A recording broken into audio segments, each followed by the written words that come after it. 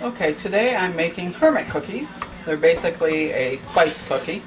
And in the bowl I have 2 cups of butter, I have 2 cups of brown sugar, and 2 cups of white sugar, and as you can tell from those measurements we're making a large batch. And we're just going to cream everything together till smooth. It's probably going to take 4 or 5 minutes to get it where we want it. We'll just start off slow and let it mix.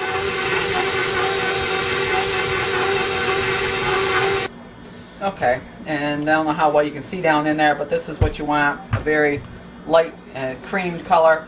And we're going to add 4 eggs. Hopefully I'm going to add them one at a time.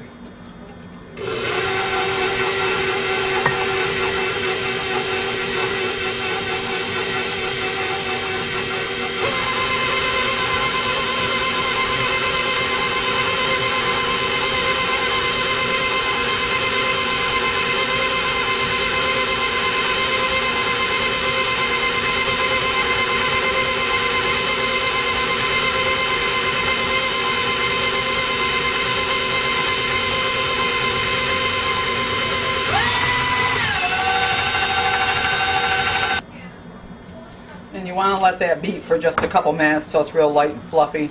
Now we're going to add the spices. There's 1 teaspoon of salt. I'm going to add 2 teaspoons of baking soda and 2 teaspoons of baking powder.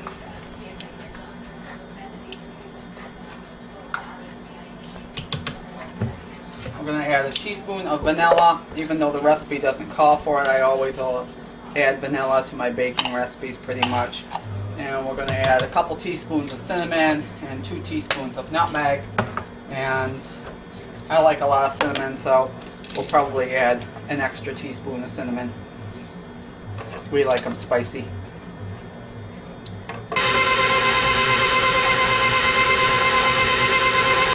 And we're slowly going to beat in 1 cup of cold coffee. Doesn't matter whether it's instant or what it is. Just make sure that it's not hot.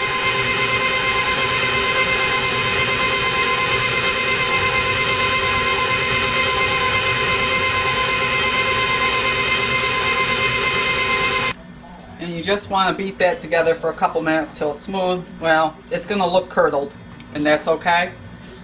That's where it should be. It'll be fine in a minute. We're going to add in 7 cups of flour, probably one at a time here. I'm not sure if the mixer is going to handle it all. If not, we'll have to take it out and add the rest by hand, but we'll add in what we can here.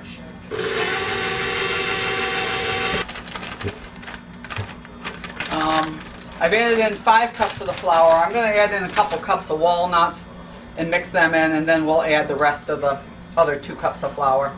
It's easier to mix the nuts in before you get all the flour.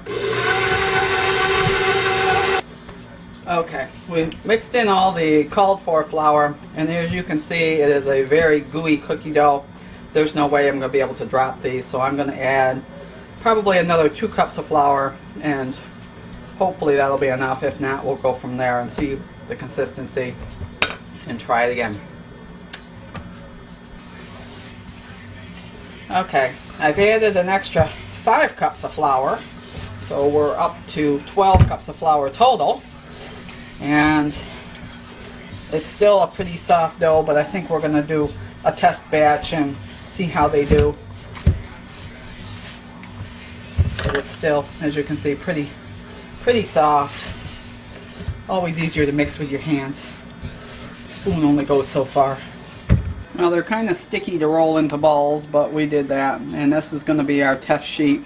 We'll bake them up, see how they turn out. If I need to add more flour or whatever, we'll give them a try. The oven's preheated to 350, and the recipe says 8 to 10 minutes. We'll see how it goes.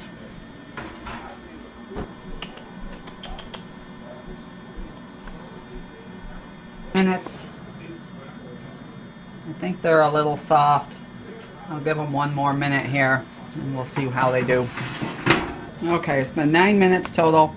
They're still just a little soft in the middle, but you don't want them too firm. They're firm around the edges. We'll let them sit on the cookie sheet for a minute, and then we'll put them to the rack to cool. And we'll give one a try and see how they go. And then we'll bake off the rest. Otis. This is at 9 minutes. They've cooled a couple minutes now. See the bottom's light brown. They're done in the middle. We'll give them a taste, and the next sheet's in the oven. They don't spread much, so you might want to flatten them just a little bit.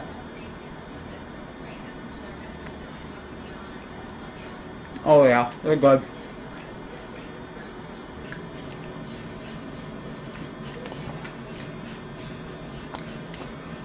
Well, I guess it passes the taste test.